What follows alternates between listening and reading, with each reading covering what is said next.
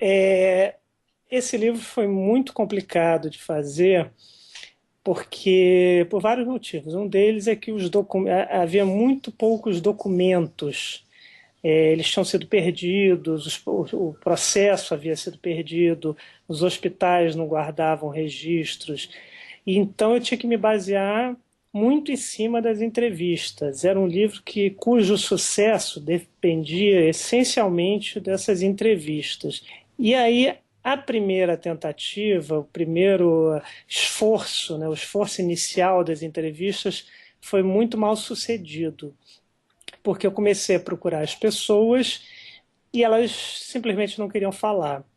Eu ouvia dizerem assim: mas por que você está querendo falar nesse tema? Por que você não fala que Niterói é a quarta cidade em qualidade de vida do Brasil? Niterói é apelidada de cidade sorriso. Por que você vai remexer num assunto trágico? E, e realmente o circo é uma memória muito dolorosa. Então era compreensível essa resistência das pessoas. Foi muito, muito difícil. Chegou um momento que eu falei, mas olha, será que eu não vou conseguir? Aí eu tive a ajuda de um pesquisador da UF, chamado Paulo Knaus, que ele já tinha feito um trabalho anterior, trabalho acadêmico sobre o tema. Ele me indicou algumas pessoas-chave, assim, algumas pessoas que poderiam servir de pilares, assim. E aí eu comecei a ir atrás. Uma delas reagiu muito mal.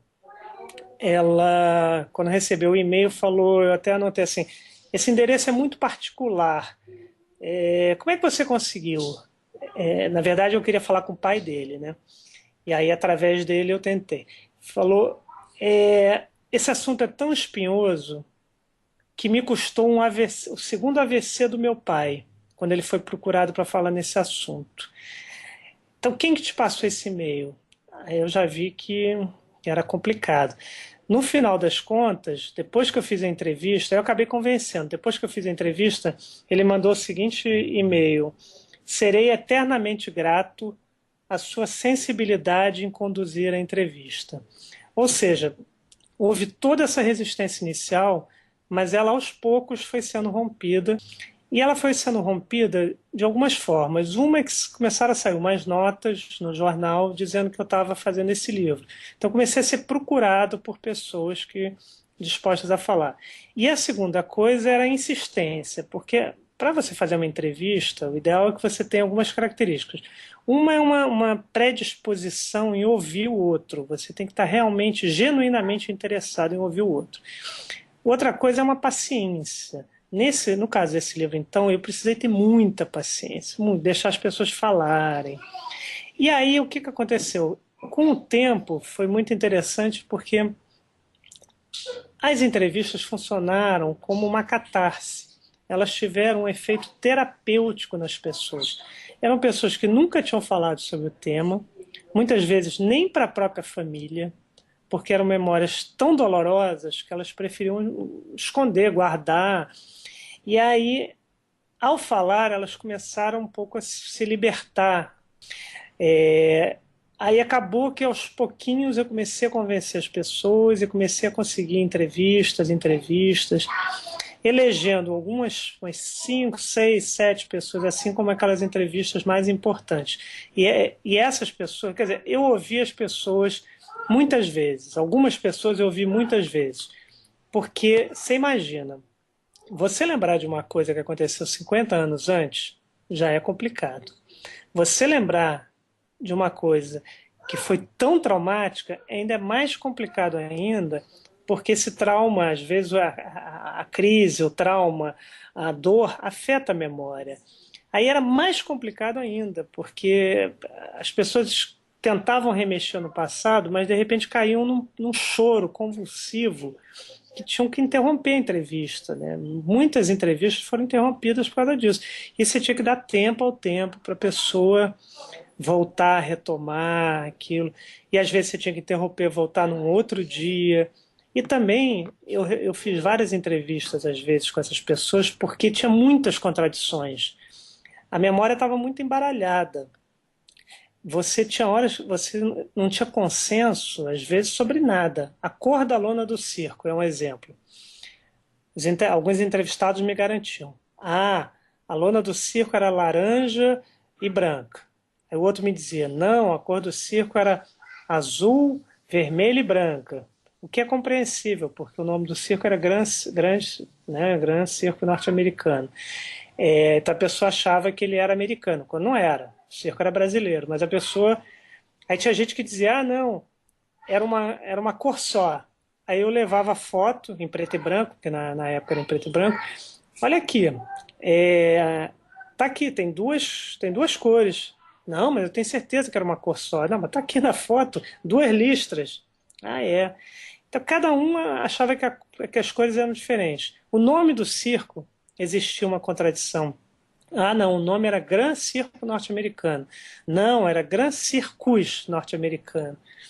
Aí era tantas lacunas e versões que você tinha que ficar insistindo. As pessoas, às vezes, numa entrevista, me diziam uma coisa. Numa entrevista seguinte, dizia outra. Aí eu falei, meu Deus do céu, aí você tinha que tentar uma terceira vez, tentar puxar aquela memória. Realmente não foi fácil, mas as pessoas foram muito generosas comigo. Elas realmente se dispuseram a falar, assim, depois que passou esse obstáculo inicial, elas realmente se dispuseram.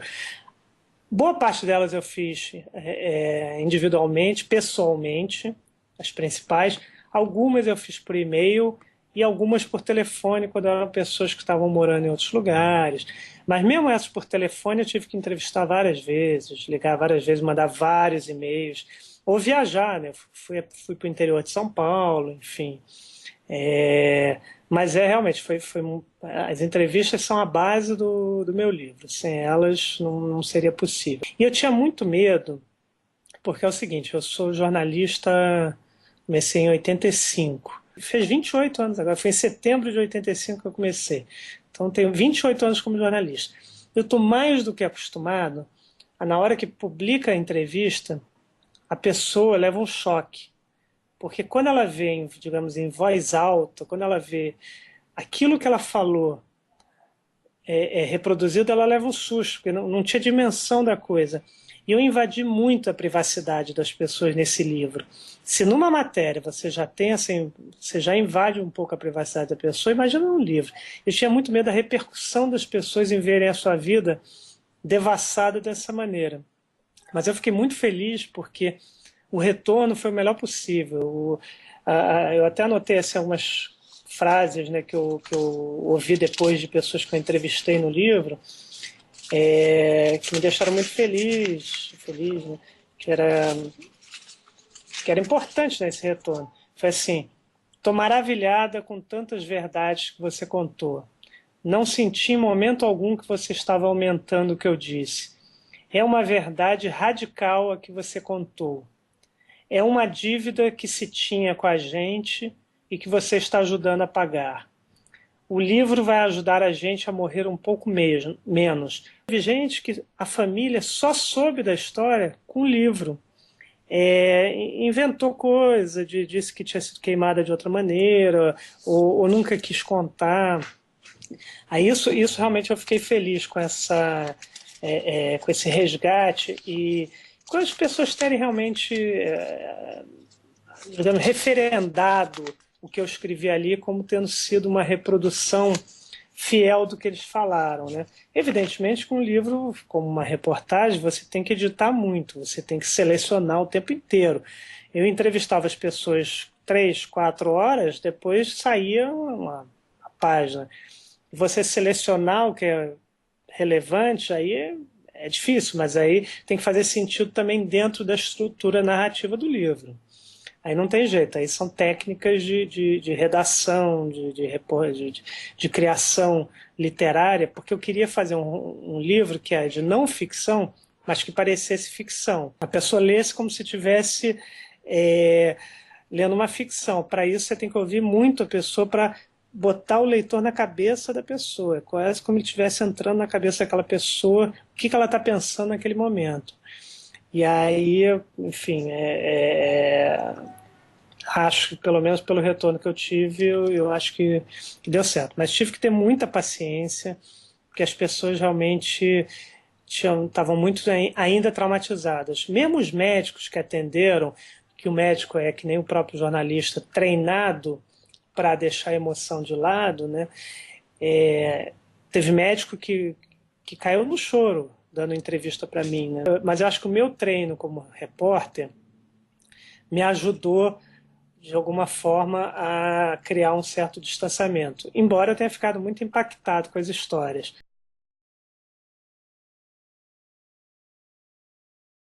Bom, em síntese, tanto num como no outro, eu queria buscar chegar o mais próximo possível da verdade, né? É isso que a gente busca. É uma coisa, foi as mesmas técnicas que você usa sempre, que é ir puxando as lembranças, né? Deixar a pessoa falar, mas você está sempre ali tentando ter uma escuta atenta, né? Como esse próprio filho de um dos entrevistados falou que eu tive muita sensibilidade. O jornalista é isso, ele tem que realmente. Às vezes tem entrevistas que você tem que ser incisivo, tem entrevistas que você tem que pressionar o entrevistado. Mas nesse caso, não era, você não tinha que botar ninguém na parede, eu simplesmente tinha que tentar arrancar o máximo de informações é, de pessoas que muitas vezes não queriam lembrar dessas informações, mas não queriam lembrar não é por má vontade ou por interesse, como muitos entrevistados não querem porque tem algo a esconder. Esses não tinham nada a esconder, eles não queriam por uma questão de, às vezes, de própria defesa, defesa pessoal da sanidade delas, defesa mental. Mas não era uma. Então não tive que pressionar e botar na parede, mas tinha que tentar ali com muito tato, muito delicadamente, com muito jeito, com muita paciência, que eles falassem, né? E aí, como eu tinha mais tempo, 2 anos, eu fiz o livro em 2 anos e meio, isso me permitiu ir e voltar nos personagens algumas vezes, para tentar justamente aquilo, preencher lacunas, contradições, resolver as contradições. Tinha uma hora que não foi possível. Aí eu incorporei as várias versões. Quando não era possível chegar a um consenso, eu incorporava as versões. Porque tinha gente que garantia uma coisa, e tinha gente que garantia outra. Não, eu tenho certeza, eu me lembro direitinho que o fogo começou embaixo. Não, o fogo começou em cima, eu vi. Aí eu, graças a Deus, eu tinha um laudo também que me permitiu tirar várias dúvidas. Mas quando não foi possível, eu realmente incorporei as versões, né? E mas, enfim, as técnicas de entrevista são as mesmas para o jornal ou para um livro. Realmente você tem que estar ali muito atento e a entrevista não deixa de ser muito, digamos, mal comparando, uma arte. Você tem que seduzir um pouco a pessoa, né? Você tem que estar ali, a pessoa tem que confiar em você, você tem que fazer com que aquela pessoa confie em você para que ela, enfim, acredite, né, se abra. E você tem que mostrar essa confiança de que você não vai ser, em momento algum, é, é, eu, eu quis, digamos assim, trair a confiança dessas pessoas.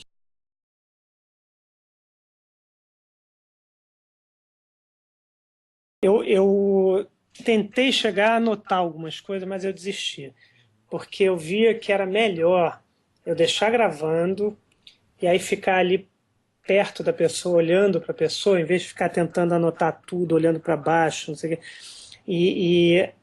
Isso também é uma estratégia do jornalismo, né? Quando você deixar gravando, te dá muito mais trabalho, mas ao mesmo tempo cria a pessoa às vezes se esquece que está dando a entrevista e às vezes tende a falar mais do que ela falaria se percebe que você está anotando. Quando você anota tudo, às vezes a pessoa fala uma coisa que ela até se arrepende um pouco, porque aí ela vê que você se interessou muito e aí anotou. Então, nesse caso, eu falei: não, vou gravar, deixar o bloquinho para lá e depois eu tiro. Me deu muito trabalho, porque depois eu tirei tudo, ouvi aquilo tudo, transcrevi tudo. Eu mesmo quis ouvir, porque normalmente eu poderia contratar uma pessoa para fazer essa transcrição. É uma coisa comum, né? Quando você faz um livro desse porte, transcrever. Mas eu preferi eu mesmo transcrever para voltar a emoção daquele momento, para reviver aquele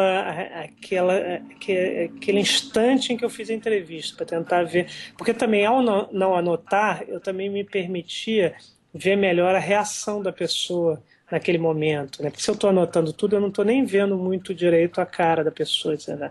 Eu tive a ajuda de uma pesquisadora, de uma jornalista, Mariana Miller, que foi fundamental também, porque ela fez entrevistas também e me ajudou muito.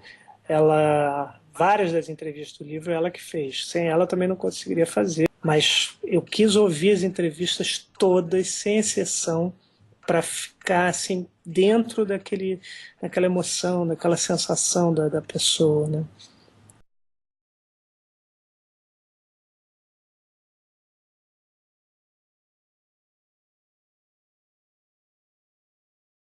É, certamente a gente faz o que é possível no jornalismo, né? Não dá, mesmo no livro, né? Se pudesse ter mais tempo, eu teria gastado muito mais tempo. Só não gastei porque eu tinha uma data limite, que era o cinquentenário da tragédia.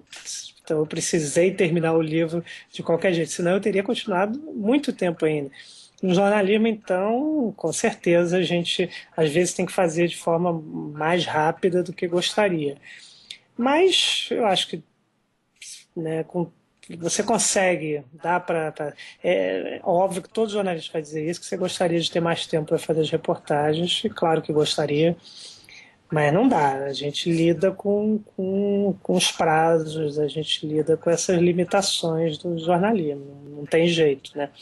Eu acho que a minha busca por fazer um livro, reportagem, também é para suprir um pouco esse meu desejo de me aprofundar mais a possibilidade de fazer entrevistas assim muito demoradas e penetrar realmente fundo no pensamento, né, daquelas pessoas, né?